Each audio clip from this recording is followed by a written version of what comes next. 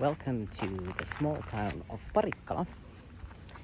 This is where I start my hike, so this is actually the marketplace of the town.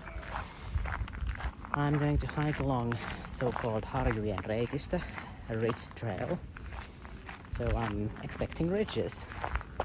It's about 9 kilometers and it's a loop trail, so I'm gonna return back here in the town center of Parikkala. As I said, Parikkala is a very small town, roughly 4,000 people live here. So it's not a big city life.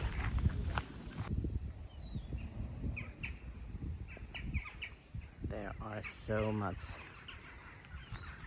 Canada geese here. People are not very fond of these guys because they make a lot of poo.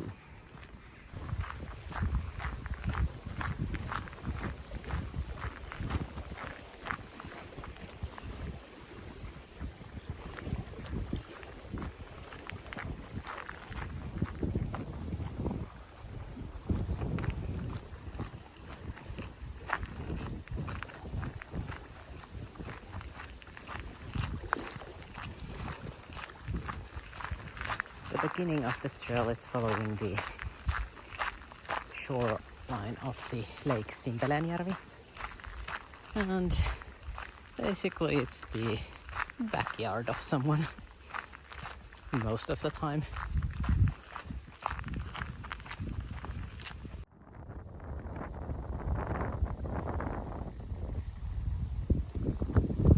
So that's where I came from, and this is where I'm going to. So now we are going up the ridge. It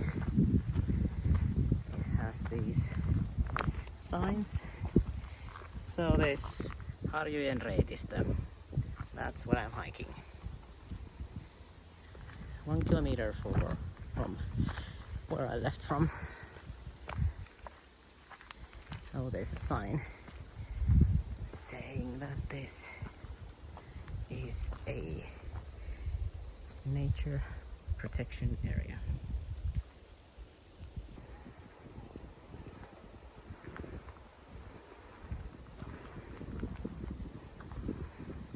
It's surprising that there is such a nice sports arena in a town of this size. Good for them. And where there is basically a view to the lake, but some trees. These kinds of sandy ridges are a common feature, especially in this part of Finland. These are created by the Ice Age, and commonly because, as I said, these are formed of sand. The soil is quite dry, so no lush forest. Well, there are some birds, trees and such, but mostly it's covered by pine trees because pine trees can survive in this kind of dry, sandy soil. I do know that we are close to the Russian border. This wasn't something I was expecting to see. I knew that there is a kind of memorial of the defending battles of Finland during the Second World War, but I didn't know it has a cannon.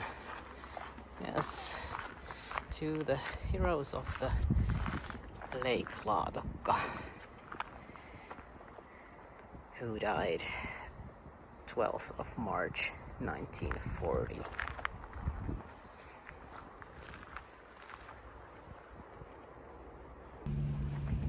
I'm very interested to see how my GPS tracking is going to work in here, because we are truly very close to the Finnish-Russian border, and lately, due to the situation in the world, due to the Ukrainian war and all that jazz, there has been lots of GPS disturbance in this area, which is suspected being caused by Russians deliberately. So there has been situations when flights that should be landing to Joensuu airport cannot land there because it's one of those airports where you can't land without using GPS, and they have to turn back because there is so much disturbance in the GPS signal. So sometimes GPS tracking just doesn't work in here. And here is some local sightseeing. I don't think there are that many sights to see in Parikkala. The major site is the Patsaspuisto Statue Park, which is on the previous video, the creepiest park in the world. But that was the summer theater of Parikkala. And summer theater is a thing in Finland. Many towns have own summer theater. Productions are commonly recreational actors and theater makers, sometimes semi-pro productions.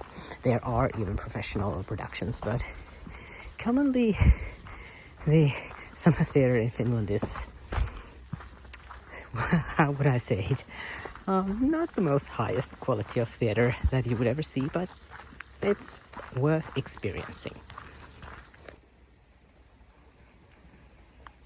This small lake here is called Likolampi, and there is actually a beach on the other side, and we are going to see it when we return because we are going to go around this lake. During the winter, this trail is a cross-country skiing track, and there is a thing called cross-country skiing rage, which is related to people walking on the cross-country skiing track, and I do understand that people get annoyed when some people destroy the tracks by walking on them. But there is also a challenge that there are only so many places for people to walk in the nature during the winter, because most of those places are taken over by the cross-country skiers. And there is a sign in the tree saying that the cross-country skiing season is on, no walking. I'm sorry, cross-country skiers, I'm walking here. Well, this is interesting. I don't think this is made by the cross-country skiers. I think there is some forestry work going on in there. But because there is no detour marked anywhere, and I don't see any big machines which might kill me, I'm gonna go on and walk. I'm going against every single rule of this trail today.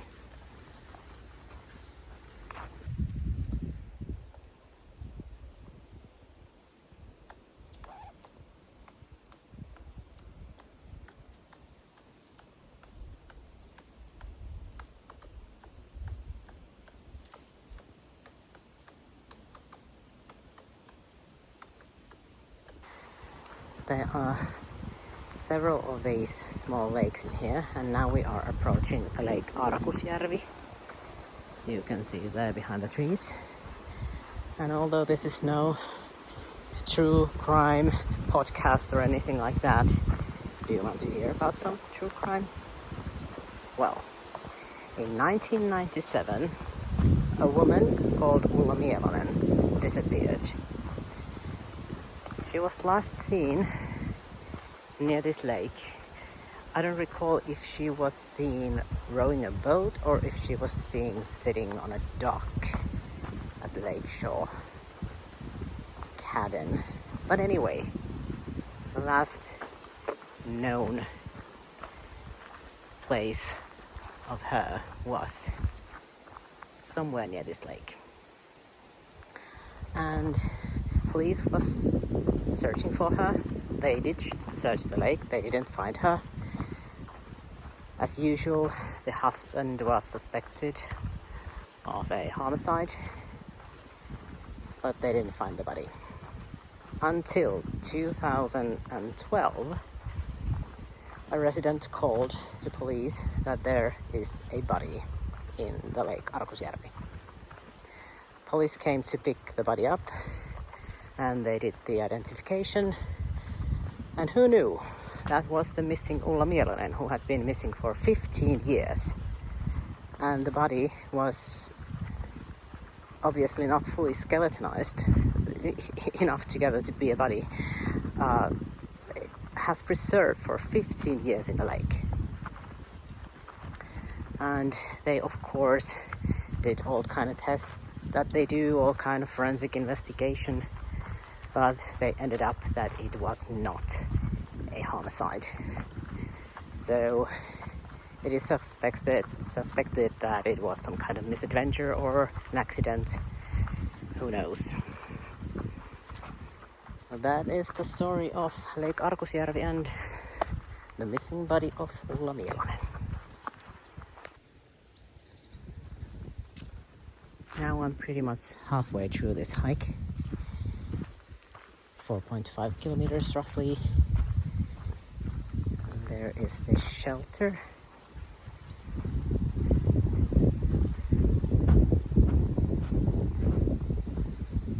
And there is view to the lake Arkusjärvi.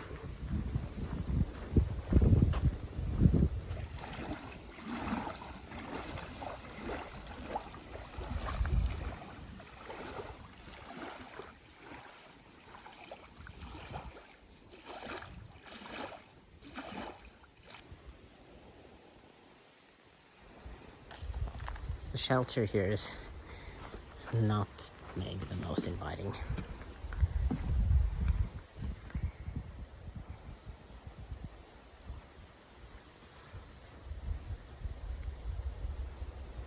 There's some trash in there.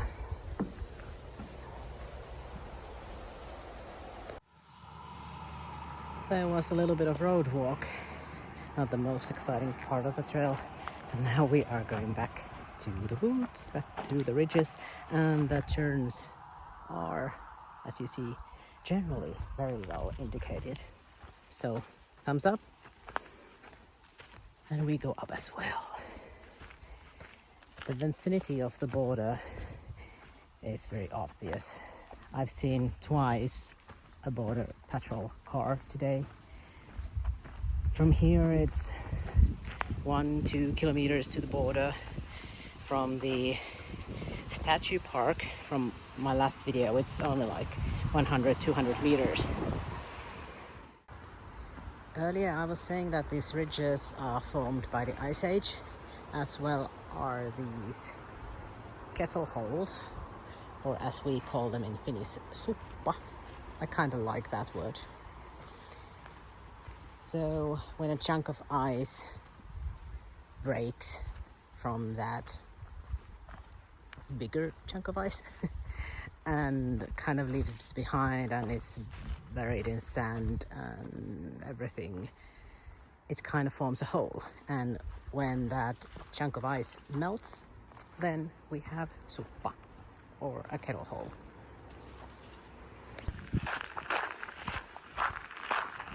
Now this is the beach we saw from the other shore.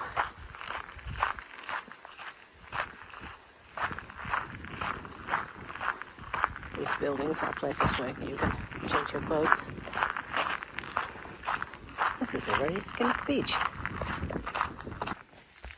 Now the loop over the ridges is done.